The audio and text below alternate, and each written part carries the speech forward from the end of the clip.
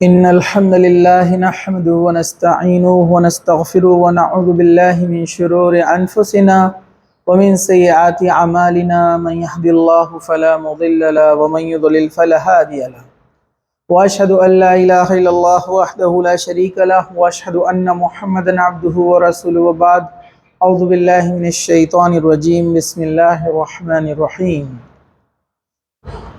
أعوذ بالله من الشيطان الرجيم بسم الله الرحمن الرحيم وأقيم الصلاة وأمر بالمعروف ونهي عن المنكر وبعد وقال النبي صلى الله عليه وسلم بني الإسلام على خمس شهادة أن لا إله إلا الله وأن محمدا عبده ورسوله وأقيم الصلاة وإيتاء الزكاة والحج والصوم رمضان وبعد رب اشرح لي صدري ويسر لي امری واحلل عقدۃ من لسانی یفقہوا قولی اما بعد۔ تمام تعریفیں اللہ رب العزت کے لیے ہیں جو تمام جہانوں کا پالنے والا ہے، اور درود و سلام ہو ہمارے پیارے نبی محمد رسول اللہ صلی اللہ علیہ وسلم پر۔ انشاءاللہ تعالی آج نماز کے تعلق سے ایک مکمل بیان آپ کے سامنے آئے گا۔ نماز، اس کی فرضیت، اہمیت، اس کا طریقہ، اس کے مسائل، انشاءاللہ تعالی ایک مختصر سے وقت میں تمام چیزیں آپ کے سامنے رکھنے کی کوشش کی جائیں گی۔ آپ بغور جو ہے سماعت فرمائیے۔ سب سے پہلے آپ کو یہ علم ہونا چاہیے کہ نماز اسلام کے 5 ارکانوں میں سے ایک رکن ہے۔ عربی میں اس کو صلاح کہتے ہیں۔ جیسے ابھی میں نے آپ کے سامنے قرآن کی آیت پڑھی، اللہ تعالیٰ کا حکم ہے سورہ لقمان میں وَأَقِیمُوا الصَّلَاةَ کہ نماز کو قائم کرو، نماز پڑھو۔ اس طرح حدیث میں ہے کہ اسلام کی جو 5 بنیادیں ہیں اس میں سے صلاۃ ایک بنیاد، یعنی ایک پلر، ایک رکن ہے۔ ایک عمارت کے لیے یہ اسلام کی جو عمارت ہے یہ 5 پلرز پر جو ہے ٹکی ہوئی ہے۔ اس میں سے ایک بھی پلر کم ہو جاتا ہے یہ عمارت کمزور ہو جائیں گی، ڈھہ جائیں گی۔ اس میں سے ایک رکن ہے جو بڑا مضبوط رکن ہے، بہت بڑا مضبوط پلر ہے، وہ ہے جو ہے صلاح، یعنی نماز، جس کو ہم اردو میں اور فارسی میں استعمال کرتے ہیں۔ نماز یہ لفظ سنسکرت اور اردو سے مل جل کر بنا ہے، فارسی اور سنسکرت سے۔ نم کہتے جھکنے کو، ٹھیک ہے؟ تو یہ لفظ سنسکرت بھاشا میں بھی استعمال ہوتا ہے، نم استے، مطلب ہم آپ کے پاس جو ہے جھکتے ہیں، آپ کے سامنے جھکتے ہیں۔ یہ لفظ دوسری قومیں بھی استعمال کرتی ہیں۔ اس کا اصلی نام ہے صلاۃ، الصلاۃ، دا پریئر۔ اس کو کسی بھی زبان میں کمپلیٹلی ٹرانسلیٹ کرنا مشکل ہے، اس لیے اس کو نماز، پریئر یہ لفظ استعمال کیے جاتے ہیں۔ اصل میں صلاۃ ہے ایک عبادت کا طریقہ جو نبی کریم صلی اللہ علیہ وسلم کے بتائے ہوئے طریقے سے کیا جائے، اللہ تعالیٰ کو راضی کرنے کے لیے، خالص اللہ تعالیٰ کے لیے، مطلب یہ عبادت ہے اللہ کی، اس میں کسی قسم کا دکھاوا نہیں ہونا چاہیے۔ دوسرا طریقہ محمد صلی اللہ علیہ وسلم کا ہونا چاہیے، ٹھیک ہے؟ تبھی آپ کی نماز قابل قبول ہے، ورنہ آپ اپنے من سے کیسی بھی نماز پڑھیں گے تو وہ ایکسیپٹ نہیں کی جائیں گی۔ ایسے لوگ گھاٹا اٹھانے والوں میں سے ہو جائیں گے جو نمازیں تو کثرت سے پڑھتے ہیں لیکن طریقہ محمد صلی اللہ علیہ وسلم کا نہیں ہے۔ اس لیے ہم نے یہ لیکچر رکھا ہے، اس میں آپ تمام چیزیں سیکھیں۔ چلیے سب سے پہلے ہم شروعات کرتے ہیں نیت سے، نیت کے مسائل، کیونکہ وضو وغیرہ کا ہم نے طہارت کے مسائل ایک جو لیکچر لیا تھا اس میں ہم نے اس کو کمپلیٹ کیا تھا۔ آج ہم سیدھے نماز سے شروع کر رہے ہیں۔ جب نماز کا طریقہ جو ہوتا ہے جہاں سے شروعات ہوتی ہے اس کی سب سے پہلی چیز ہے نیت کے مسائل۔ نیت، اعمال کا دار و مدار نیت پر ہے۔ جیسے حدیث ہے، بخاری کی مشہور حدیث ہے، پہلی حدیث ہے، آپ سب جانتے ہیں، عن عمر بن خطاب رضی اللہ عنہ قال سمعت رسول اللہ صلی اللہ علیہ وسلم یقول انما الاعمال بالنیات وانما لكل امرئ ما نوى فمن كانت هجرته الى الدنيا يصيبها او الى امرأة ينكحها فہجرتہ الی ما ہاجر الیہ، رواہ البخاری۔ حضرت عمر بن خطاب رضی اللہ عنہ کہتے ہیں کہ رسول اکرم صلی اللہ علیہ وسلم نے فرمایا کہ اعمال کا دار و مدار کہاں پر ہے؟ نیتوں پر ہے۔ ہر شخص کو وہی ملے گا جس نے اس کی نیت کی ہے، لہٰذا جس نے دنیا حاصل کرنے کے لیے ہجرت کی ہے اسے دنیا ملے گی، جس نے کسی عورت سے نکاح کرنے کے لیے ہجرت کی ہے اسے وہ عورت ملے گی۔ بس مہاجر کی ہجرت کا صلہ وہی ہے جو اس کے لیے اس نے ہجرت کی ہے، اسے بخاری نے روایت کیا ہے۔ مطلب یہ ہجرت کے معاملے میں حدیث ہے، لیکن یہ تمام اعمال کے تعلق سے ہے۔ جیسی آپ کی نیت رہیں گی وہ آپ کو ملے گا۔ جیسے یہاں حدیث میں ذکر کیا کہ کچھ لوگ، ایک شخص تھا جو مکہ سے مدینہ اس لیے ہجرت کیا تھا کہ اللہ اور اس کے رسول کا حکم اس لیے نہیں، جب مسلمانوں کو ستایا گیا لوگ ہجرت کیے، لیکن ایک آدمی اس لیے ہجرت کیا کہ فلاں عورت نے اس سے کہا تھا جو مدینہ میں رہتی تھی کہ تم یہاں آؤ تو میں تم سے نکاح کروں گی، تو اس کو کوئی ثواب نہیں ملا، اس سے بس وہ عورت مل گئی۔ تو ویسے ہی کوئی آدمی اگر جس قسم کی نیت کر کے کام کرے گا اس کو وہ مل جائے گا۔ یعنی اگر ہم نماز پڑھتے ہیں کسی کو دکھانے کے لیے کہ لوگ تعریف کریں تو آپ کی خوب تعریف ہوگی، لیکن آخرت میں کچھ نہیں ملے گا۔ اس لیے ضروری ہے کہ ہم نیت سب سے پہلے صاف کر لیں، یہ سب سے پہلی سیڑھی ہے، یہ اصلی کی ہے یہ تمام اعمال کی، کہ ہم نیت یہ کریں کہ ہم نماز اس لیے پڑھ رہے ہیں کہ رب کا حکم ہے، اس سے اللہ خوش ہوگا، ہمارے گناہوں کو بخش دے گا اور ہم کو جنت میں داخل کرے گا۔ تو ہم نیت یہ کریں کہ نماز اللہ کے لیے، کسی کو دکھانے کے لیے نہیں ہے۔ تو نیت سب سے اہم چیز ہے کہ نیت کیے جائے، ٹھیک ہے۔ نیت دل کے ارادے کو کہتے ہیں۔ آپ نے سوچا کہ آپ نماز کے لیے جا رہے ہیں عصر کی، مطلب آپ عصر کی نماز کے لیے جا رہے ہیں، نیت ہو چکی ہے۔ اب اس میں آپ کو یہ ملحوظ رکھنا ہے کہ آپ اللہ کے لیے عبادت کرنے والے ہیں، بس اتنا۔ زبان سے نیت کرنا یہ کہیں بھی سنت سے ثابت نہیں ہے۔ جیسے کچھ لوگ زبان سے نیت کرتے ہیں، میں 4 رکعت نماز پڑھتا ہوں عصر کی فرض، منہ میرا کعبہ شریف کی طرف، ایسی کسی حدیث میں یہ ثابت نہیں ہے۔ نیت ہے دل کا ارادہ، نیت کہتے ہیں دل کے ارادے کو۔ تو ہم اچھی نیت رکھیں، خالص نیت رکھیں اور جو ہے نماز کے لیے آگے بڑھیں۔ چلیے، فتنہ دجال سے بھی بڑا فتنہ دکھاوے کی نماز ہے۔ ان ابی سعید رضی اللہ عنہ قال خرج علینا رسول اللہ صلی اللہ علیہ وسلم ونحن نتذکر المسیح دجال فقال الا اخیرکم بما هو اخوف علیکم عند من المسیح دجال فقلنا بلا یا رسول اللہ صلی اللہ علیہ وسلم قال الشرک الخفی ان یقول الرجل فیصلی فیزید صلاتها لما یرا من نظیر الرجل، رواہ ابن ماجہ۔ حضرت ابو سعید رضی اللہ عنہ کہتے ہیں کہ ہم لوگ مسیح دجال کا ذکر کر رہے تھے، اتنے میں رسول اکرم صلی اللہ علیہ وسلم تشریف لائے اور فرمایا کیا میں تمہیں دجال کے فتنے سے بھی زیادہ خطرناک بات نہ بتاؤں؟ ہم نے عرض کیا رسول اکرم صلی اللہ علیہ وسلم ضرور بتائیے۔ تو آپ نے فرمایا شرک خفی یعنی چھپا ہوا شرک، یہ دجال سے بھی زیادہ خطرناک ہے، اور وہ یہ ہے کہ آدمی نماز کے لیے کھڑا ہو اور نماز کو اس لیے لمبا کرے، اس لیے خوبصورت بنائے، اس کو طویل کر دے کہ کوئی اسے دیکھ رہا ہے۔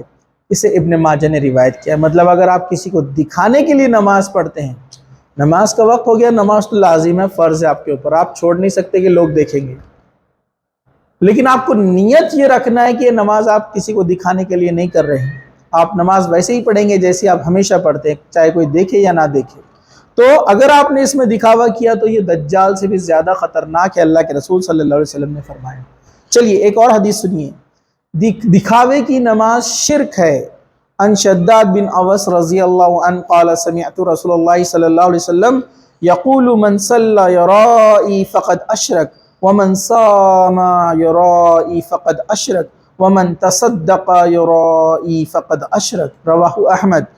حضرت شداد بن اوس رضی اللہ عنہ کہتے ہیں کہ میں نے رسول اکرم صلی اللہ علیہ وسلم کو فرماتے ہوئے سنا ہے جس نے دکھاوے کی نماز پڑھی اس نے شرک کیا، جس نے دکھاوے کا روزہ رکھا اس نے شرک کیا، جس نے دکھاوے کا صدقہ کیا اس نے شرک کیا۔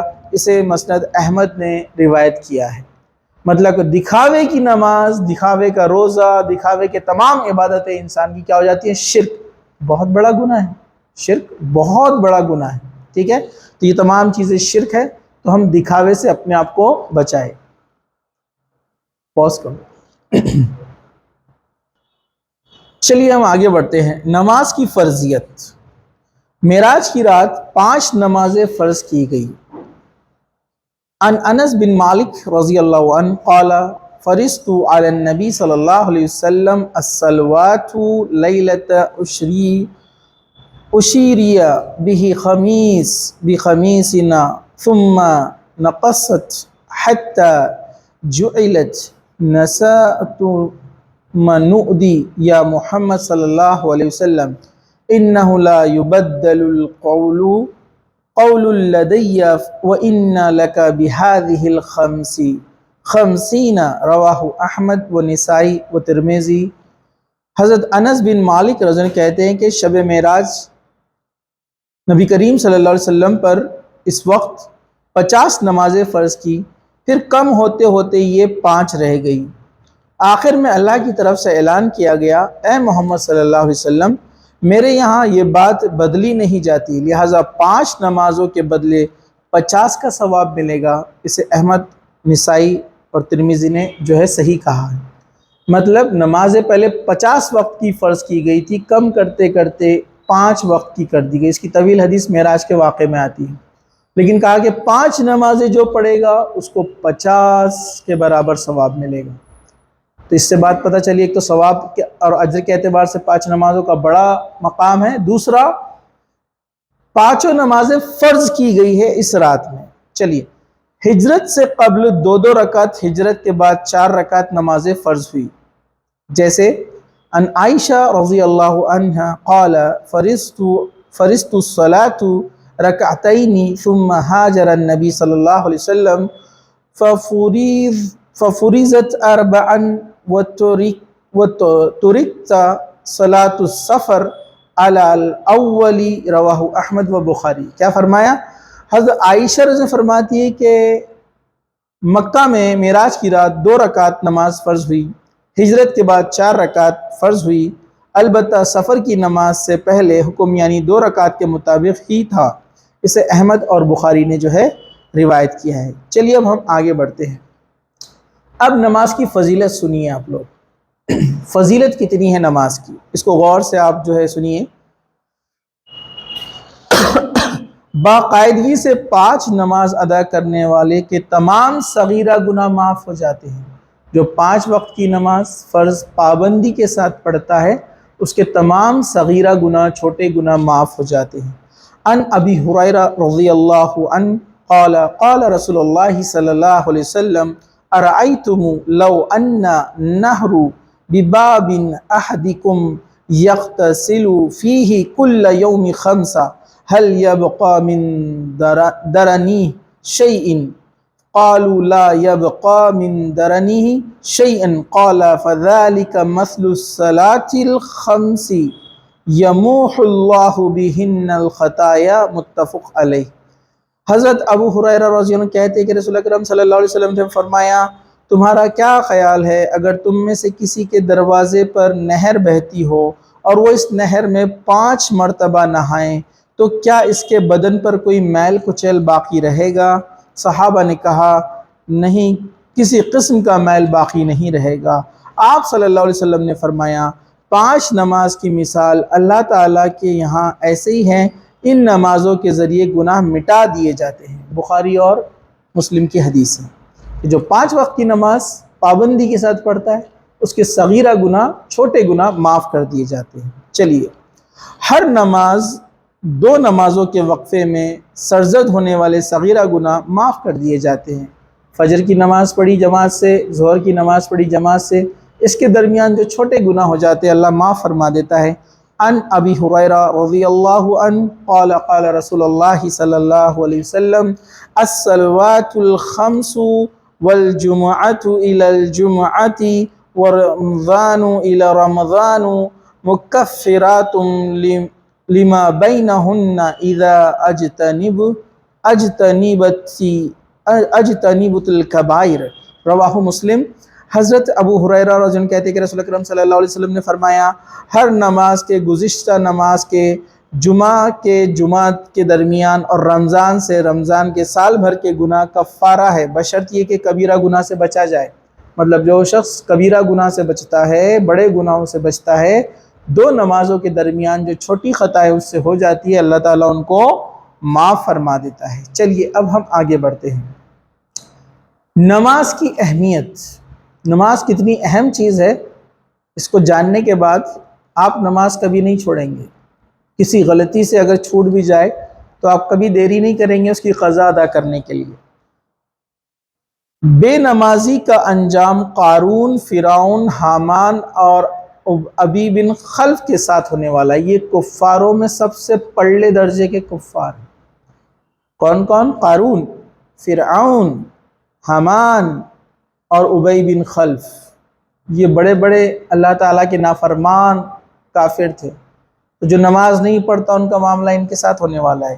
حضرت عبداللہ بن عمرو بن عاص رضی اللہ عنہ کہتے ہیں کہ سے روایت ہے کہ نبی کریم صلی اللہ علیہ وسلم نے ایک دن نماز کا ذکر کرتے ہوئے فرمایا، جو شخص نماز کی حفاظت کی اس کے لیے نماز قیامت کے روز نور، برہان، نجات ہوگا، اور جس نے نماز کی حفاظت نہ کی اس کے لیے نہ تو نور ہوگا، نہ برہان ہوگا مطلب دلیل، اور نہ نجات ہوگی مطلب سالویشن بھی نہیں ہے اس کے لیے۔ نیز قیامت کے روز اس کا انجام قارون، فرعون، حامان اور ابی بن خلف کے ساتھ ہوگا۔ اسے احمد، دارمی اور بہقی نے روایت کیا ہے۔ تو جو شخص نماز نہیں پڑھتا ہے اس کو فرعون کے ساتھ کھڑا کیا جائے گا، حامان کے ساتھ کیا جائے گا جو اس کا وزیر تھا، اور ابی بن خلف کے ساتھ کھڑا کیا جائے گا۔ یہ پڑلے درجے کے کافر لوگ ہیں۔ تو نماز نہ پڑھنے والوں کا یہ انجام ہونے والا ہے۔ چلیے آگے بڑھتے ہیں۔ اسلام اور کفر کے درمیان حد فاصل نماز ہے۔ عن جابر رضی اللہ عنہ قال قال رسول اللہ صلی اللہ علیہ وسلم بین العبد و بین الکفر ترک الصلاۃ، رواہ مسلم۔ حضرت جابر رضی اللہ عنہ سے روایت ہے کہ نبی کریم صلی اللہ علیہ وسلم نے فرمایا، مسلمان بندے اور کافر کے درمیان حد فاصل، جو بیچ میں جو چیز ہے وہ ترک نماز ہے۔ اسے مسلم نے روایت کیا ہے۔ مطلب جو نماز ہے وہ دونوں کے درمیان ہے۔ جو نماز نہیں پڑھتا تو کافر میں اور مسلمان میں کوئی فرق باقی نہیں رہتا۔ اسی طرح 10 برس کی عمر تک اگر بچہ نماز کا عادی نہ بنے تو اسے مار کر نماز پڑھانا چاہیے۔ حدیث اس طرح سے ہے، عن عمرو بن شعیب عن ابی عن جدہ رضی اللہ عنہ قال قال رسول اللہ صلی اللہ علیہ وسلم مروا اولادکم بالصلاة وهم ابناء 7 سنین وضربوهم علیہا وهم ابناء 10 سنین وفرقوا بینہما فی المضاجع، رواہ ابو داود۔ حضرت عمرو اپنے باپ شعیب سے اور شعیب اپنے دادا عبداللہ بن عمر بن عاص رضی اللہ عنہ سے روایت کرتے ہیں کہ رسول اکرم صلی اللہ علیہ وسلم فرمایا، جب تمہارے بچے 7 برس کے ہو جائے تو انہیں نماز پڑھنے کا حکم دو، اور 10 برس کے ہو جائے اور نماز باقاعدگی سے نہ پڑھے تو نماز نہ پڑھنے کی وجہ سے انہیں مارو، اور 10 برس کی عمر کے بچوں کو علیحدہ علیحدہ بستر پر سلاؤ۔ اسے ابو داود نے روایت کیا ہے۔ بہترین تعلیمات ہیں اسلام کے اندر۔ بچے کو نماز کا عادی بناؤ جب 7 برس کا ہو جائے تو، اور جب 10 برس کا ہو جائے نماز نہ پڑھے تو تھوڑی اس کو تنبیہ کرو، مارو۔ نماز کے بڑے فائدے ہیں۔ ایک تو انسان اللہ کے قریب اس سے پہنچتا ہے، اللہ کی مدد اس کو حاصل ہوتی ہے، اللہ تعالیٰ اس کی حفاظت فرماتے ہیں۔ یہ نجات کا ذریعہ ہے، اللہ کا حکم ہے، رسول اکرم صلی اللہ علیہ وسلم کی آنکھوں کی ٹھنڈک ہے، یہ وہ نماز ہے۔ دنیاوی فائدے الگ ہے، بچے کو وقت کی پابندی کا احساس ہوتا ہے، یہ ایک طرح کی قسم کی ایکسرسائز ہے، اس میں کنسنٹریشن انسان کا تیار ہوتا ہے۔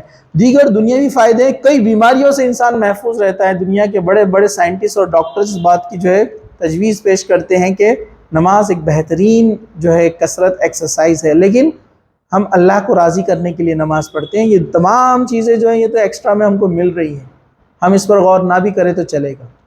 تو نماز کے بڑے فائدے ہیں۔ پھر فرمایا کہ 10 برس کے ہو جائے تو نماز نہ پڑھے تو ان کو مارو اور ان کو بستر الگ الگ کرو۔ کتنی بہترین تعلیمات اسلام کی دیکھیے کہ بچہ جب میچورٹی کی طرف جا رہا ہے، بلوغت کی طرف جا رہا ہے، تو بستر ان کے الگ الگ رکھے جائیں تاکہ بے حیائی اور گندگی اور بے شرمی نہ پھیلے۔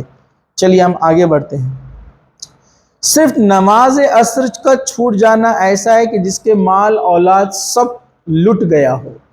عن ابی عمر رضی اللہ عنہما قال قال رسول اللہ صلی اللہ علیہ وسلم الذی تفوتہ صلاة العصر فکأنما وتروا اہلوہ ومالوہ، متفق علیہ، بخاری مسلم کی حدیث ہے۔ حضرت عمر رضی اللہ عنہ کہتے ہیں کہ رسول اکرم صلی اللہ علیہ وسلم نے فرمایا، جس شخص نے نماز عصر چھوڑ دی جان بوجھ کر، اس کی حالت اس شخص کی طرح ہے جس کے اہل و عیال مطلب اس کا گھر بار سب مال دولت سب ہلاک ہو گیا ہو۔ اسے بخاری مسلم نے روایت کی۔ مطلب جان بوجھ کے آپ کی اثر آپ نے چھوڑ دی تو آپ کا مال، دولت، پراپرٹی، گھر والے سب برباد ہو گئے۔ اس کی مثال ایسی ہے، صرف ایک عصر کی نماز چھوڑنے کا۔ اب اندازہ لگائیے آپ جو 5 وقت کی نماز نہیں پڑھتا اس کا کیا حال ہوگا، جو صرف 1 یا 2 وقت کی نماز پڑھتے ہیں ان کا کیا حال ہوگا۔ اللہ کے رسول فرما رہے ہیں کہ اس کی مثال ایسی ہے، ایک عصر کی نماز چھوڑ دیا تو پورا مال و دولت اس کا ہلاک اور برباد ہو گیا۔ چلیے، بیمار آدمی جس حالت میں بھی نماز پڑھ سکے پڑھ لے۔ حضرت عمران بن حسین رضی اللہ عنہ فرماتے ہیں کہ میں بواسیر کا مریض تھا، میں نے نبی کریم صلی اللہ علیہ وسلم سے نماز پڑھنے کا مسئلہ دریافت کیا۔ آپ نے ارشاد فرمایا، کھڑے ہو کر پڑھ سکو تو کھڑے ہو کر، بیٹھ کر پڑھ سکو تو بیٹھ کر، لیٹ کر پڑھ سکو تو لیٹ کر پڑھو۔ اسے احمد، بخاری، ابو داؤد، نسائی، ترمذی اور ابن ماجہ نے روایت کیا ہے۔ مطلب نماز کسی بھی حال میں معاف نہیں ہے، ٹھیک ہے۔ چلیے، نماز سے غفلت کی سزا، غور سے سنیے۔ ان سمرہ بن جندب رضی اللہ عنہ ان النبی صلی اللہ علیہ وسلم فر روی قال اما الذی یثلق رأسه بالحجر فإنه يأخذ القرآن فيرافض وينام عن الصلاة المکتوبہ، رواہ بخاری۔ حضرت سمرہ بن جندب رضی اللہ عنہ خواب کی حدیث میں رسول اکرم صلی اللہ علیہ وسلم سے روایت کرتے ہیں کہ آپ صلی اللہ علیہ وسلم نے فرمایا، جس شخص قرآن یاد کر کے بھلا دے، جو شخص نے قرآن یاد کر کے بھلا دیا ہو اور جو فرض نماز پڑھے بغیر سو جاتا ہو، اس کا سر قیامت کے دن پتھر سے کچلا جائے گا۔ مطلب فرشتہ کیا کرے گا، اس آدمی کو نیچے لٹا دے گا جو نماز پڑھے بغیر سو جاتا تھا، نماز نہیں پڑھتا تھا، نماز پڑھے بغیر سو گیا تو اس کو لٹا دیا جاتا ہے۔ اور پتہ ہے آپ کو کیا ہوتا ہے، ایک فرشتہ آتا ہے بڑا پتھر لے کر اور اس کے سر پر دے مارتا ہے۔ یہ اللہ کے رسول صلی اللہ علیہ وسلم نے معراج کے موقع پر دیکھا۔ آپ نے دیکھا کہ ایک آدمی نیچے لیٹا ہوا ہے اور ایک بڑا پتھر لے کر ایک فرشتہ آتا ہے، اس کے سر پہ مارتا ہے، اس کا سر کچل جاتا ہے اور وہ زور سے چیخ مارتا ہے، پتھر لڑک کر دور جاتا ہے۔ وہ فرشتہ پتھر لینے کے لیے واپس جاتا ہے، اس کا سر پھر سے واپس جیسا تھا ویسا بن جاتا ہے۔ وہ فرشتہ لا کر پھر اس کے سر پر مارتا ہے اور یہ چلتا رہتا ہے۔ تو نماز پڑھے بغیر جو سو جاتے ہیں ان کا حال ایسا ہونے والا ہے۔ تو یہ دیکھیے بے نمازی کی سزا۔ نماز فجر اور عشاء کے لیے مسجد میں نہ آنا نقصان کی علامت ہے۔ ان ابی ہریرہ رضی اللہ عنہ قال قال رسول اللہ صلی اللہ علیہ وسلم اثقل الصلاة علی المنافقین صلاة العشاء وصلاة الفجر وَلَوْ يَعْلَمُونَ مَا فِيهِمَا لَاتَوْهُمَا وَلَوْ حَبُوَا، متفق علیہ۔ حضرت ابو ہریرہ رضی اللہ عنہ کہتے ہیں کہ رسول اکرم صلی اللہ علیہ وسلم فرمایا، عشاء اور نماز کی فجر ادا کرنا منافقوں کے لیے سب سے زیادہ مشکل ہے۔ اگر انہیں اس کا ثواب کا علم ہوتا تو یہ ان اوقات میں گھٹنوں کے بل گھسیٹتے ہوئے بھی آتے۔ مطلب اتنی اہمیت والی نمازیں اللہ کے نزدیک یہ دونوں، اور یہ دونوں میں ہم لوگ کثرت سے کیا کرتے ہیں، کوتاہی، لاپرواہی، سستی۔ کہا کہ منافق لوگ کرتے تھے ایسا، اگر ان کو معلوم ہو جائے کہ نماز کی کتنی اہمیت ہے، گھٹنوں پہ چل کر آئیں گے، کیونکہ گھٹنوں پہ چلنا بڑا مشکل ہے، لیکن کہا کہ یہ آئیں گے، اتنا زیادہ ثواب ہے اس کا۔ اسے بخاری اور مسلم نے جو ہے روایت کیا ہے۔ اب چلیے ہم آگے بڑھتے ہیں۔ چلیے اب ہم آگے بڑھتے ہیں، طہارت کے مسائل مختصر سا لیتے ہوئے ہم نماز کی طرف آئیں گے۔ طہارت کے مسائل، سب سے پہلے جماع کے بعد غسل کرنا فرض ہے۔ مطلب ایک میاں بیوی جب آپس میں ملاقات کرتے ہیں، جو ان کے تعلقات ہے، جو اللہ تعالیٰ نے ایک نظام بنایا ہے، اگر ایک ہسبینڈ وائف ایک دوسرے سے ملاقات کرتے ہیں، رات ساتھ میں گزارتے ہیں، تو ان کے لیے غسل کرنا فرض ہو جاتا ہے، ان کے لیے لازم ہے۔ ان ابی ہریرہ رضی اللہ عنہ قال قال رسول اللہ صلی اللہ علیہ وسلم اذا جلس احدکم بین شعیبها الاربعی ثم جہدها فقد وجب الغسل، متفق علیہ، وزاد المسلم وان لم ينزل۔ حضرت ابو ہریرہ رضی اللہ عنہ بیان کرتے ہیں کہ نبی کریم صلی اللہ علیہ وسلم نے فرمایا، جب کوئی آدمی اپنی عورت سے جمع کرے، یعنی جو سیکچولی انٹرکرس وہ سے تعلقات کرے، تو اس پر غسل فرض ہو جاتا ہے۔ اسے بخاری اور مسلم نے روایت کیا ہے۔ مسلم شریف کے حدیث میں کچھ الفاظ زائد ہے، خواہ انزال نہ ہی ہوا ہو، مطلب چاہے اس کا جو ہے منی کا اخراج نہ بھی ہوا ہو تو بھی غسل فرض ہو جاتا ہے، ٹھیک ہے۔ چلیے ہم آگے بڑھتے ہیں۔ احتلام کے بعد غسل کرنا فرض ہے۔ وضو اور تیمم کے مسائل میں ہم یہ اور بھی باتیں اس سے پہلے دیکھ چکے ہیں، لیکن بتا دیں کہ جس کو احتلام ہوا ہے، مطلب ایک شخص ہے وہ سویا ہے، اب مرد ہو یا عورت ہو، اور اس کی شرمگاہ سے ایک پانی خارج ہوا ہے جس کو منی کہا جاتا ہے، اس پر ہم نے اس سے پہلے بڑا ایک لیکچر لیا تھا، تو اس کے اوپر بھی فرض ہو جاتا ہے غسل، اس کے بغیر وہ نماز نہیں پڑھ سکتے، ٹھیک ہے؟ پانی ہو تو غسل کرے، پانی نہ ہو تو تیمم کرے۔ غسل کا تیمم وہی ہے جو وضو کا تیمم ہے۔ آپ نماز نہیں چھوڑ سکتے، لیکن یہ بات یاد رکھیے، کچھ لوگ بڑے بولتے کہ عجیب ہے، غسل ٹوٹ گیا ہے، تیمم کیسے کریں گے، پانی نہیں ہے تو اس کے بغیر تو نماز نہیں ہوتی ہے، تھوڑا عجیب لگتا ہے۔ نہیں، صحابہ نے کیا ہے۔ اگر آپ کا غسل ٹوٹ گیا اور پانی نہیں ہے تو آپ کو نماز نہیں چھوڑ سکتے، آپ تیمم کرو مٹی سے اور نماز پڑھو، بعد میں جب پانی ملے گا تب غسل کرنا۔ چلیے، غسل جنابت کا مسنون طریقہ مختصر سا غور سے سنیے آپ لوگ۔ حضرت عائشہ رضی اللہ عنہا روایت کرتی ہے، جب رسول اکرم صلی اللہ علیہ وسلم غسل جنابت فرماتے تو پہلے اپنے دونوں ہاتھوں کو دھوتے، پھر ہاتھ سے بائیں ہاتھ پر پانی ڈالتے، پھر شرمگاہ کو دھوتے لیفٹ ہینڈ سے، ٹھیک ہے، اپنے جتنے بھی جو ہے گندگی کو صاف کرتے۔ اس کے بعد ہاتھوں کی انگلیوں سے سر کے بالوں کی جڑوں کو پانی تک تر کر کے 3 لب پانی سر میں ڈالتے، پھر سارے بدن پر پانی بہاتے، بعد میں ایک دفعہ پھر دونوں پاؤں دھوتے۔ اسے بخاری نے روایت کیا ہے۔ اسی طرح سے اور ایک طرح جو ہے تفصیل میں آتا ہے، ایک حدیث میں اللہ کے رسول پہلے جاتے، دونوں ہاتھوں کو دھوتے تاکہ برتن میں ہاتھ ڈالنا ہے، پھر رائٹ ہینڈ سے پانی لے کر لیفٹ ہینڈ سے جو ہے شرمگاہ کو صاف کرتے، اگلی شرمگاہ اور پچھلی شرمگاہ کو، ٹھیک ہے، پیر وغیرہ کو دھو لیتے، پھر دونوں ہاتھوں کو دھوتے، پھر وضو کرتے، بالکل جیسے وضو کیا جاتا ہے، ہاتھ دھونا، کلی کرنا، ناک میں پانی، چہرہ دھونا، دونوں ہاتھوں کو دھونا اور مسح کرنا، لیکن پیر نہیں دھوتے، پھر سر پر 3 لب پانی ڈالتے، 3 بار پانی ڈالتے، پھر سیدھے طرف، پھر الٹی طرف پانی ڈالتے، اور پھر پورے جسم پر پانی بہاتے۔ اب اس زمانے میں صابن کا تو تھا نہیں رواج، تو صابن آپ لگا سکتے کیونکہ پاکی کے لیے آپ ان چیزوں کا استعمال کر سکتے، تو پورے جسم کو اچھی طریقے سے دھو لے، اور آخر میں جو ہے اپنے پیروں پر پانی ڈال دے۔ کوشش یہ کرے کہ اپنے ہاتھ کو شرمگاہ کو چھونے نہ دے، کیونکہ وضو ٹوٹ جاتا ہے، کیونکہ آپ اسی وضو سے نماز بھی پڑھ سکتے ہیں جو غسل میں آپ نے وضو کیا ہے، ٹھیک ہے؟ یہ مختصر سا طریقہ ہے غسل کا، ٹھیک ہے؟ مرد کے لیے بھی یہی ہے، عورتوں کے لیے بھی یہی ہے۔ شرط یہ کہ جسم میں غسل کے دوران پورا جسم بھیگنا چاہیے، ذرا بھی جگہ سوکھی نہیں رہنا چاہیے۔ چلیے، لیکن یہ بھی بات کا دھیان رکھیں کہ پانی کم از کم استعمال کرنے کی کوشش کرے۔ چلیے آگے بڑھتے ہیں۔ مزید خارج ہونے پر غسل فرض نہیں ہوتا ہے۔ جیسے ہم نے دیکھا ایک مرد کے لیے کہ 3 قسم کے لکوڈ یعنی جو مائع ہیں اس کے جسم سے خارج ہوتے ہیں، مزی، مدی اور جو ہے منی۔ مزی، ودی، معاف کیجیے، منی کیا، ایک تو ہے مزی اور ہے ودی اور اس کے بعد ہے منی۔ تو پہلے جو 2 آتے ہیں یہ ٹرانسپیرنٹ لکوڈ جیسے ہوتے ہیں، یہ چپچپے ہوتے ہیں، اس میں گاڑھا پن، سفید پن نہیں ہوتا ہے، ان کے خارج ہونے پر آپ کا جو ہے غسل نہیں ٹوٹتا ہے، وضو ٹوٹ جاتا ہے۔ تو آپ کو کیا کرنا ہے، ایسا ہونے پر اس کو اچھی طریقے سے دھو لینا ہے، ہاتھوں کو دھو لینا ہے، وضو کر لینا ہے، آپ کا وضو ہو گیا۔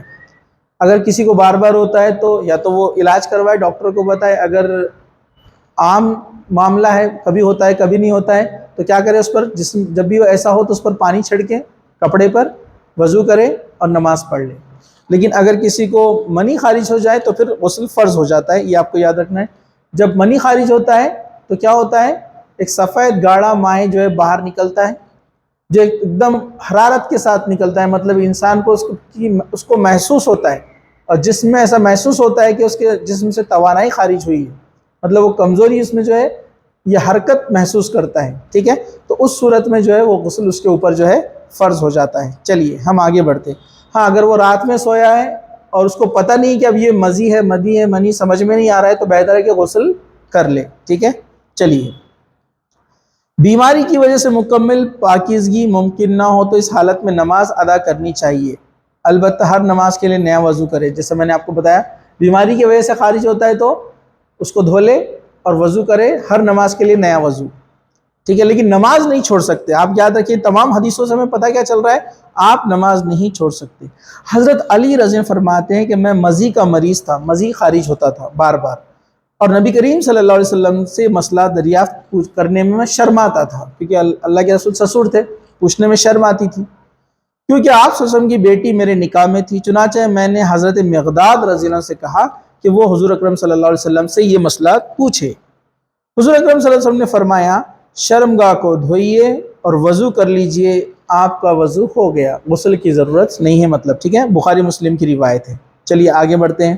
ایک اور حدیث ہے، حضرت عائشہ رضی اللہ عنہ روایت کرتی ہے کہ فاطمہ بنت ابی حبیش استحاضہ کی مریض تھی، اسے حیض آتا تھا.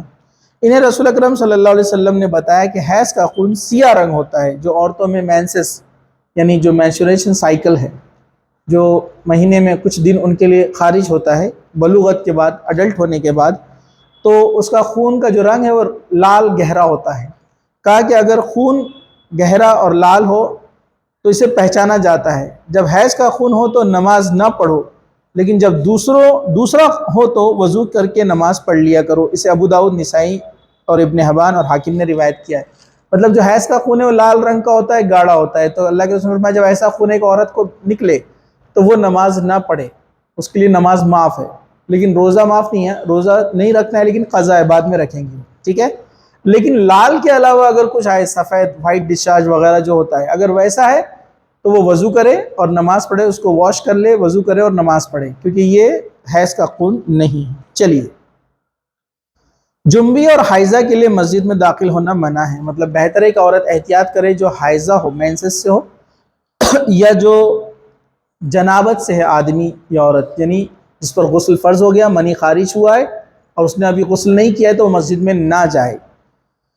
ان عائشہ رضی اللہ عنہ قالت قال رسول اللہ صلی اللہ علیہ وسلم ان لا احل المسجد الحائض ولا جنوبی، رواہ ابو داؤد. حضرت عائشہ فرماتی ہے کہ میں نے اللہ کے رسول کو فرماتے ہوئے سنا کہ جنبی آدمی جو جنابت سے ہو، منی خارج ہوا ہو، یا بیوی کے ساتھ اس نے جو ہے دخل کیا ہو، اور حائضہ کو مسجد میں داخل ہونے کی اجازت نہیں ہے. اسے ابو داؤد نے روایت کیا ہے. لیکن مجبوری کے تحت مسجد میں اگر راستہ ہے جس سے ایک طرف سے نکل کر دوسرے راستے کی طرف آپ جاتے ہیں تو اس میں سے آپ جا سکتے ہیں. ٹھیک ہے، چلیے. رفع حاجت کے لیے پردہ کرنا اہتمام ہے، یعنی ایک انسان رفع حاجت کے لیے جائے، چاہے وہ پیشاب پیخانہ یا غسل، تمام چیزوں کے لیے پردہ کرنا ضروری ہے. ان ابی ہریرہ رضی اللہ عنہ قال من اتی الغائط فلیستتر، رواہ ابو داؤد. حضرت ابو ہریرہ فرماتے ہیں کہ نبی کریم صلی اللہ علیہ وسلم فرمایا جو آدمی رفع حاجت کو آئے وہ پردہ کرے. مطلب بے حیائی کی طرح، زمانے جاہلیت کی طرح نہ ہو کہ لوگ کھلے میں نہاتے تھے، کھلے میں جو ہے طہارت کے لیے جاتے تھے، تو یہ درست نہیں ہے. پیشاب سے احتیاط نہ کرنا عذاب قبر کا باعث ہے. جو لوگ طہارت سے نہیں رہتے، نماز کو چلو بولے تو کیا بولتے؟ طہارت نہیں ہے. تو وہ لوگ غور سے سنیے. ان ابی عباس رضی اللہ عنہ قال قال رسول اللہ صلی اللہ علیہ وسلم عامت عذاب القبر فی البول فاستنز هو من البول، رواہ البزار وطبرانی والحاکم ودار القطنی.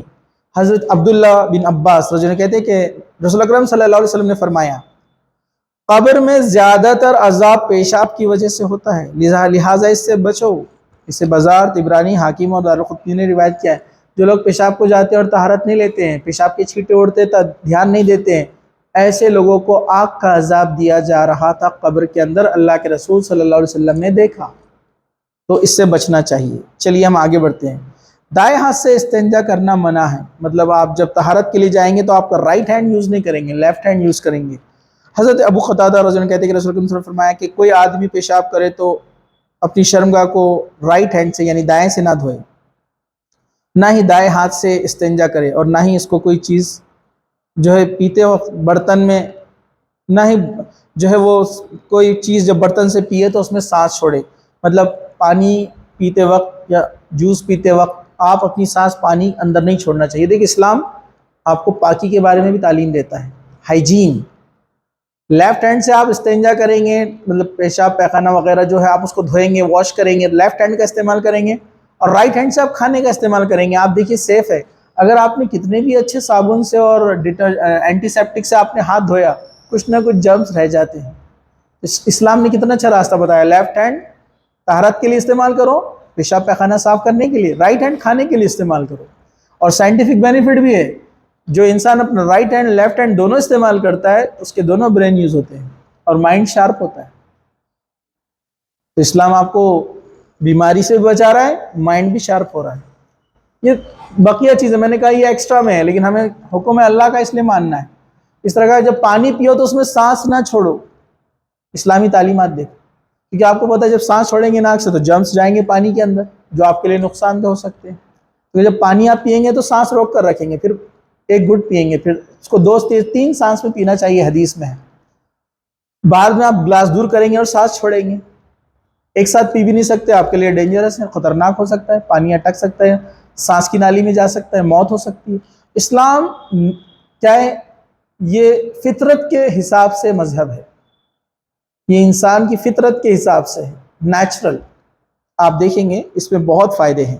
چلیے ہم آگے بڑھتے ہیں۔ بیت الخلاء میں داخل ہونے سے قبل یہ دعا پڑھنی چاہیے، بہت سارے لوگ یہ دعا نہیں پڑھتے ہیں۔ یہ وہی دعا ہے، آپ جب بھی جائے اپنے کپڑے نکالے تب بھی یہ دعا پڑھ سکتے ہیں۔ انس بن مالک رضی اللہ عنہ قال قال رسول اللہ صلی اللہ علیہ وسلم اذا دخل الخلاء قال اللہم انی اعوذ بیک من الخبث والخبائث، متفق علیہ۔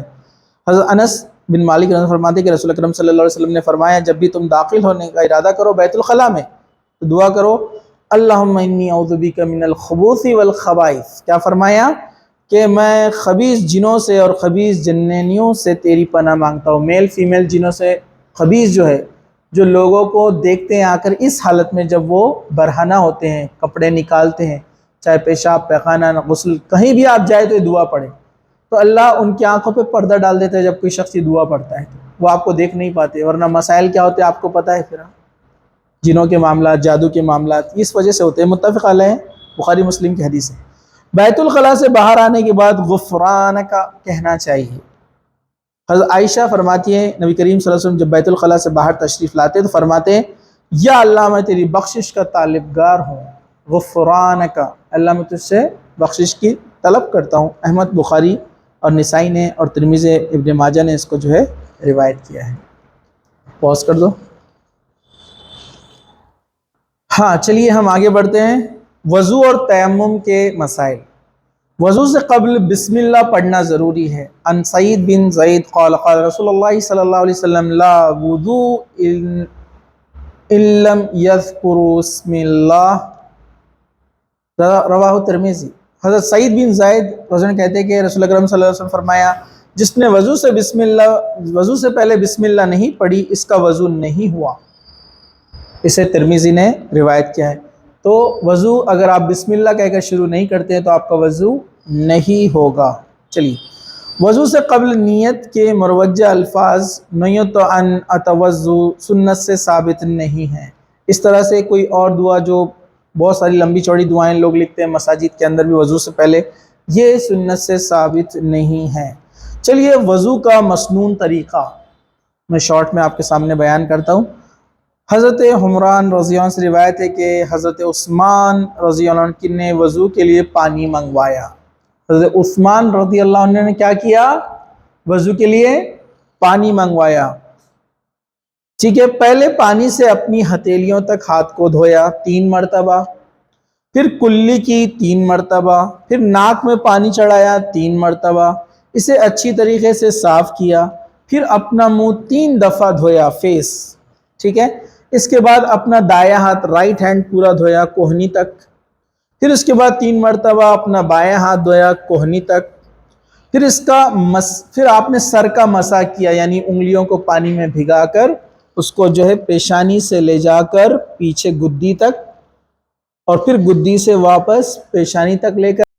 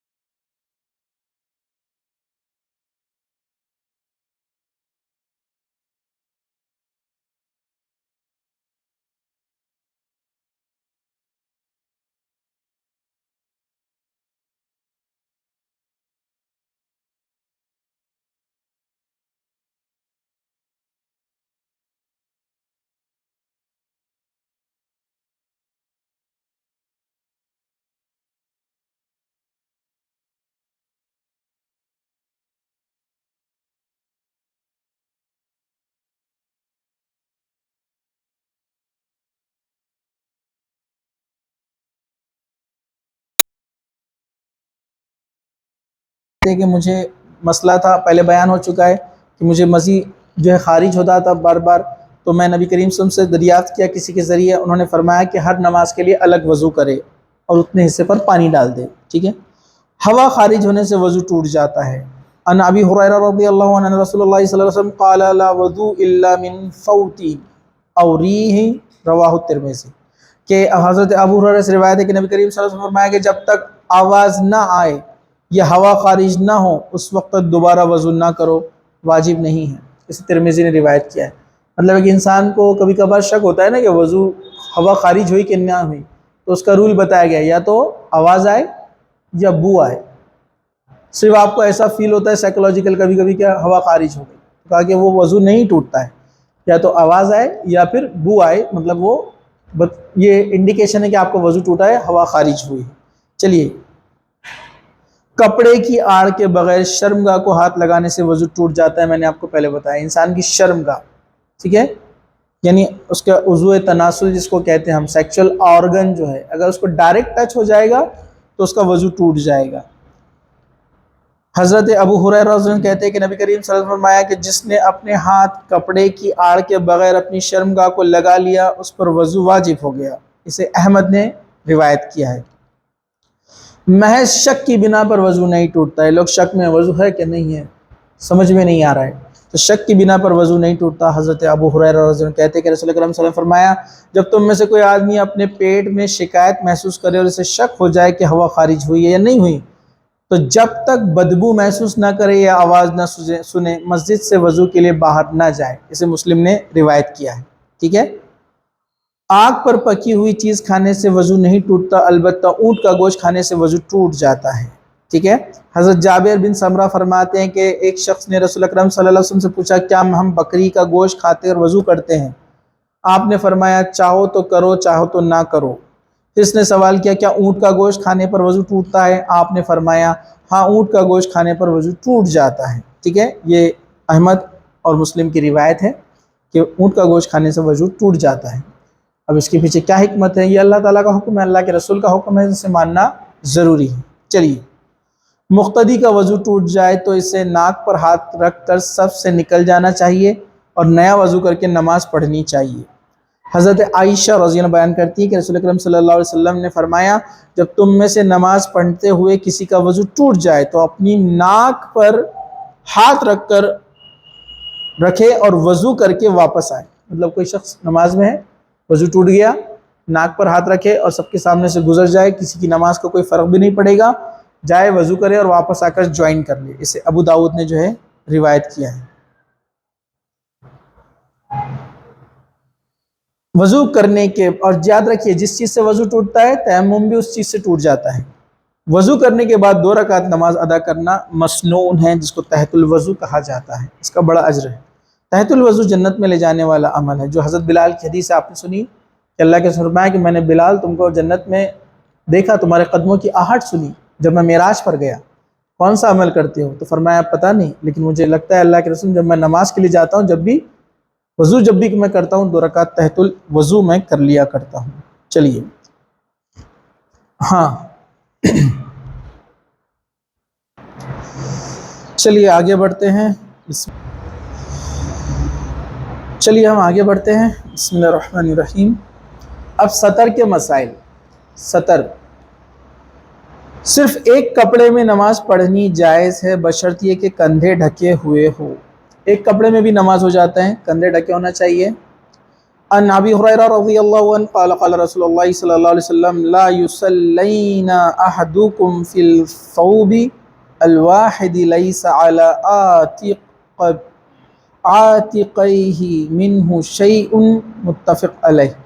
حضرت ابو ہریرہ رضی اللہ عنہ کہتے ہیں کہ رسول اکرم صلی اللہ علیہ وسلم نے فرمایا تم میں سے کوئی آدمی ایک کپڑے میں نماز نہ پڑھے جب تک کہ اپنے کاندھے نہ ڈھانپ لے۔ مطلب ایک کپڑا اوپر سے نیچے کی طرف اگر جاتا بھی ہو تو ایسا ہونا چاہیے کہ سطر پورا مکمل ہو، گھٹنوں کے نیچے تک جائے وہ، اور دوسرا کاندھے بھی اس پہ جو ہے ڈھکے ہو۔ اس سے متفق علیہ یعنی بخاری اور مسلم نے روایت کیا ہے۔ نماز میں منہ ڈھانپنا منع ہے۔ نماز کے دوران اس طرح چادر کاندھوں سے نیچے لٹکانا کہ اس کے دونوں کنارے کھلے ہو منع ہے، اسے صدل کہتے ہیں۔ ان ابی ہریرہ رضی اللہ عنہ ان رسول اللہ صلی اللہ علیہ وسلم نہا عن الصدل فی الصلاة وان یغطی الرجل فاؤہ، رواہ ابو داود و ترمذی۔ حضرت ابو ہریرہ رضی اللہ عنہ سے روایت ہے کہ نبی کریم صلی اللہ علیہ وسلم نے فرمایا نماز میں صدل سے اور منہ ڈھانپنے سے منع فرمایا کرتے تھے۔ اسے ابو داود اور ترمذی نے روایت کیا ہے۔ یعنی صدل ایسا نہیں ہونا چاہیے کہ کاندھے کھلے ہو۔ دوسرا، منہ ڈھانپ کر نماز نہیں پڑھنا چاہیے، منہ پہ کوئی کپڑا باندھ کر نماز پڑھ رہا ہے تو یہ درست نہیں ہے، ٹھیک ہے۔ اس طرح ناف سے لے کر ران تک مرد کی شرمگاہ ہے جس کے اوپر جس کا پردہ کرنا ضروری ہے، جیسے حدیث ہے لا تبیزو فضیقک ولا تنظر الى فقذی حی ولا میتی، رواہ ابو داود ابن ماجہ۔ حضرت علی اس کے راوی فرماتے ہیں کہ نبی کریم صلی اللہ علیہ وسلم نے اپنی ران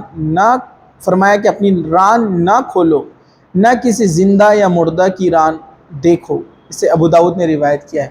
مطلب ران مطلب یہ جو ہماری مانڈیاں ہیں، تھائیز جو ہے، یہ کسی زندہ کی بھی آپ نہیں دیکھ سکتے اور کسی مردہ کی بھی آپ نہیں دیکھ سکتے۔ مطلب آپ کے گھٹنے سے نیچے سے لے کر ناف تک، نیول ٹو دا نی جس کو ہم بولتے ہیں، یہ حصہ آپ کا ڈھکا رہنا ضروری ہے، مرد کے لیے اس کا سطر ہے۔ چلیے، پائجامہ، شلوار یا تیبن ٹخنوں سے نیچے ہونے کی ممانعت۔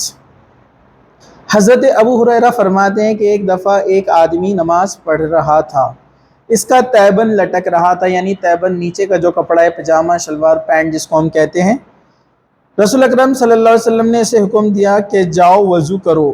وہ آدمی گیا، وضو کر کے واپس آیا تو ایک صاحب نے پوچھا یا رسول اللہ صلی اللہ علیہ وسلم، آپ نے اسے وضو کا حکم کس لیے دیا؟ آپ نے فرمایا وہ تیبن لٹکائے ہوئے نماز پڑھ رہا تھا۔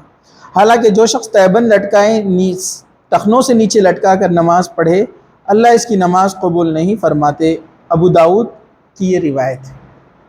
ٹخنے کے نیچے جس کا کپڑا لٹکتا ہے اس کی نماز نہیں ہوتی ہے، ابو داود کی حدیث ہے، ٹھیک ہے۔ تو لہٰذا اس کا وضو کرنے کے لیے اللہ کے رسول نے پھر سے کہا اور پھر سے نماز پڑھنے کے لیے کہا اس کو۔ چلیے، تو کسی مرد کے لیے جائز نہیں کہ وہ ٹخنے کے نیچے کپڑا لٹکائے۔ چلیے، دوران نماز منہ اور ہاتھوں کے علاوہ عورت کا پردہ سر سے لے کر پاؤں تک ہونا چاہیے۔ چہرہ اور ہاتھ چھوڑ کر پورا جسم چھپا ہونا چاہیے نماز کے دوران۔ سر پر چادر یا موٹا دوپٹہ لیے بغیر عورت کی نماز نہیں ہوتی، اس کا سر ڈھانکنا ضروری ہے۔ عورت کا موٹا کپڑا ہونا چاہیے۔ نماز میں عورت کے پاؤں بھی ڈھکے رہنا چاہیے، نماز کے اندر وہ اپنے پاؤں تک بھی چھپائیں گے، ٹھیک ہے۔ چلیے، حضرت ام سلمہ رضی اللہ عنہ نبی کریم صلی اللہ علیہ وسلم سے پوچھا کہ کیا عورت تیبن کے بغیر صرف لمبے کرتے اور دوپٹے میں نماز پڑھ سکتی ہے؟ آپ نے فرمایا ہاں، بشرط یہ کہ کرتا اتنا لمبا ہو کہ اس کے پاؤں ڈھک جائے، مطلب کرتا ایسا ہو کہ سر سے لے کر پاؤں تک پورا ڈھپا ہونا چاہیے، یعنی ڈھکا ہونا چاہیے، تبھی اس کی نماز ہوگی۔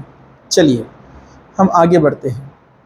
حضرت عائشہ سے روایت ہے کہ رسول اکرم صلی اللہ علیہ وسلم فرمایا بالغ عورت کی نماز چادر یا موٹے دوپٹے کے بغیر نہیں ہوتی۔ چھوٹی بچیاں ہیں تو ٹھیک ہے، لیکن جو بالغ ہو گئے ہیں کپڑا موٹا ہونا چاہیے، جسم پورا چھپنا چاہیے، صرف سوائے چہرے اور ہاتھوں کے، تو یہ اس کے لیے ضروری ہے، ورنہ اس کی نماز نہیں ہوگی۔ چلیے اب ہم آگے بڑھتے ہیں۔ مساجد وہ موضوع صلاۃ، یعنی مساجد اور نماز پڑھنے کی جگہوں کے مسائل۔ مسجد بنانے والے کے لیے اللہ تعالیٰ جنت میں گھر بناتا ہے۔ حضرت عثمان رضی اللہ عنہ کہتے ہیں کہ رسول اکرم صلی اللہ علیہ وسلم فرمایا جس نے اللہ کے لیے مسجد بنائی، اللہ اس کے لیے جنت میں گھر بنائے گا۔ بخاری اور مسلم کی حدیث ہے۔ آپ صلی اللہ علیہ وسلم نے مسجد بنانے، انہیں صاف اور خوشبودار رکھنے کا حکم دیا۔ حضرت عائشہ فرماتی ہیں کہ رسول اکرم صلی اللہ علیہ وسلم نے محلوں میں مسجد بنانے، انہیں پاک صاف رکھنے اور خوشبودار رکھنے کا حکم دیا۔ احمد، بخاری اور مسلم کی حدیث ہے۔ مسجد صاف ہونا چاہیے، اس میں خوشبو ہونا چاہیے، پاک و صاف ہونی چاہیے، ٹھیک ہے۔ اللہ تعالیٰ نے اس کا جو ہے حکم دیا ہے۔ مساجد کی تعمیر میں رنگ و روغن، نقش و نگار ناپسندیدہ ہے۔ حضرت عبداللہ بن عباس رضی اللہ عنہ کہتے ہیں کہ رسول اکرم صلی اللہ علیہ وسلم نے فرمایا مجھے منقش مساجد تعمیر کرنے کا حکم نہیں دیا گیا ہے۔ اسے ابو داؤد نے روایت کیا ہے۔ یعنی بہت زیادہ نقش دار، بہت زیادہ رنگ و روغن، جھومر وغیرہ لٹکے ہوئے ہیں، پاک صاف رکھنا، کوالٹی اچھی رکھنا، اس میں منع نہیں ہے، لیکن خواہ اس میں شو آف بہت سارا نمائش اس کے اندر اگر ہو تو ایسی ایسی مسجد اللہ کے رسول صلی اللہ علیہ وسلم نے پسند نہیں فرمائی۔ چلیے ہم آگے پڑھتے ہیں۔ حضرت عبداللہ بن عباس رضی اللہ عنہ کہتے ہیں کہ نبی کریم صلی اللہ علیہ وسلم نے فرمایا مجھے منقش مساجد تعمیر کرنے کا حکم نہیں دیا گیا، یعنی مجھے اس لیے نہیں کہا گیا ہے کہ میں مسجد ایسی بناؤں کہ جس میں فضول خرچی، بہت زیادہ نقش و نگار، ٹھیک ہے، ورنہ مسجد اگر سادی سیدھی ہو، اچھی ہو، پاک و صاف ہو، اچھی کوالٹی کی چیزیں اس میں استعمال کی جائے تو اس میں کوئی حرج نہیں ہے۔ چلیے، بیل بوٹے یا نقش و نگار والے مصلی پر نماز نہیں پڑھنی چاہیے، مطلب ایسی جو ہے جائے نماز یا چٹائی وغیرہ جس میں بہت ڈیزائن وغیرہ بنائے جو آج کل چلتے ہم دیکھ رہے ہیں، سادے سے سادے ہونے چاہیے۔ حضرت عائشہ رضی اللہ عنہ فرماتی کہ نبی کریم صلی اللہ علیہ وسلم نے ایک نقش نگار والی چادر پر نماز پڑھی، دوران نماز نقش نگار پر توجہ مرکوز ہوئی تو نماز سے فارغ ہونے کے بعد خادم سے فرمایا چادر کو ابو جہم کے پاس لے جاؤ اور اس سے سادہ چادر لے کر آؤ، کیونکہ اس نے مجھے نماز میں غافل کر دیا، مطلب اس کا ڈیزائن اور نقش و نگار دیکھ کر جو ہے آپ اس میں جو ہے تھوڑا سا اپنی توجہ کھو دیے، تو آپ نے فرمایا اسے واپس لے جاؤ اور سادی والی چادر لے کر آؤ۔ مسجد کی صفائی اور دیکھ بھال کرنا یہ سنت ہے۔ حضرت عائشہ فرماتی ہے کہ رسول اکرم صلی اللہ علیہ وسلم نے مسجد میں قبلے کی دیوار پر تھوکنا یا رین دیکھا تو اسے کھریچ کر صاف کر دیا، اسے مسلم نے روایت کیا ہے۔ مسجد کی دیوار پر خاص طور سے قبلے کی طرف تھوکنا، اس میں غلیظی کرنا، مسجد کو ناپاک کرنا یا وہاں پر گندگی پھیلانا، کوڑا کرکٹ ڈالنا، یہ تمام چیزیں جو ہے غلط ہے، اور اللہ کے رسول صلی اللہ علیہ وسلم نے خود اپنے ہاتھ سے اس کی صفائی کی۔ اس سے پتہ چلتا ہے مسجد کی صفائی کرنا یہ سنت ہے، رسول ہے۔ چلیے ہم آگے بڑھتے ہیں۔ اللہ تعالیٰ کے نزدیک بہترین جگہ مسجد اور بدترین جگہ بازار ہے۔ حضرت ابو ہریرہ رضی اللہ عنہ کہتے ہیں کہ رسول اکرم صلی اللہ علیہ وسلم نے فرمایا اللہ کے نزدیک پسندیدہ جگہ مساجد اور بدترین مقامات بازار ہے، لیکن آپ دیکھیے ہم مسجدوں میں کم وقت گزارتے ہیں اور بازاروں میں زیادہ وقت گزارتے ہیں۔ مسجد وہ ہے جہاں پر اللہ کی رحمتیں نازل ہوتی ہے، اور بازار وہ ہے جہاں پر شیطان اپنے جھنڈے گاڑتا ہے، اور ہم بازاروں میں گھومنا پھرنا زیادہ پسند کرتے ہیں اور مسجدوں میں بیٹھنا ہم بہت ہی ناگوار پسند کرتے ہیں اور فوراً وہاں سے بھاگنے کی سوچتے ہیں۔ تو یاد رکھیے مسلم نے اس کو روایت کیا ہے۔ مسجد میں آنے سے قبل کچا لہسن اور پیاز نہیں کھانا چاہیے۔ حضرت جابر رضی اللہ عنہ سے روایت ہے کہ نبی کریم صلی اللہ علیہ وسلم فرمایا جو شخص لہسن یا پیاز یا ایسی گندی چیزیں کھائیں جس سے بو آتی ہے وہ مسجد میں نہ آئے، کیونکہ فرشتوں کو بھی انسانوں کی طرح ان چیزوں سے بدبو اور تکلیف پہنچتی ہے، جس طرح مطلب انسانوں کو پہنچتی ہے اس طرح فرشتوں کو بھی تکلیف پہنچتی ہے۔ اسے بخاری نے روایت کیا ہے۔ اور ان لوگوں کا کیا معاملہ ہوگا جو سگریٹ، بار، پوڑی، تمباکو وغیرہ کھا کر آتے ہیں، تھوڑا سا صاف کر لیا لیکن اس کی بدبو جاتی نہیں، تو فرشتے کہاں سے ایسے لوگوں کے قریب آئیں گے؟ تو کہا کہ ایسے لوگ مسجد میں نہ آئیں جو یہ چیزیں کھاتے ہیں، پیاز اور لہسن، جو کہ حلال چیزیں ہیں، لیکن اس کی بدبو کی وجہ سے اس طرح فرمایا۔ اس کا مطلب کہ لوگ نماز نہ پڑھیں؟ نہیں، اس کا مطلب یہ ہے کہ وہ اچھی طریقے سے اپنے منہ کو صاف کر کے آئے تاکہ فرشتوں کو تکلیف نہ ہو، ورنہ وہ لیکن اگر لہسن اور پیاز کی بدبو ہم نماز کو نہیں جاتے ہو تو گناہ ہے۔ ابھی ہم نے دیکھا حامان اور قارون اور فرعون کے ساتھ ان کا اللہ تعالیٰ حساب کرے گا جو نماز نہیں پڑھتے، ٹھیک ہے، مطلب منہ کو اچھی طریقے سے صاف کر لے۔ چلیے، مسجد میں داخل ہونے کے بعد بیٹھنے سے پہلے 2 رکعت تحت المسجد ادا کرنا مستحب عمل ہے۔ حضرت ابو قتادہ رضی اللہ عنہ سے روایت ہے کہ رسول اکرم صلی اللہ علیہ وسلم فرمایا جو کوئی آدمی مسجد میں داخل ہو تو بیٹھنے سے پہلے 2 رکعت نماز ادا کرے، یہ مستحب عمل ہے، اس کا بڑا اجر ہے۔ مساجد میں کاروبار اور دوسری دنیاوی معاملات کی گفتگو کرنا جائز نہیں ہے، ٹھیک ہے۔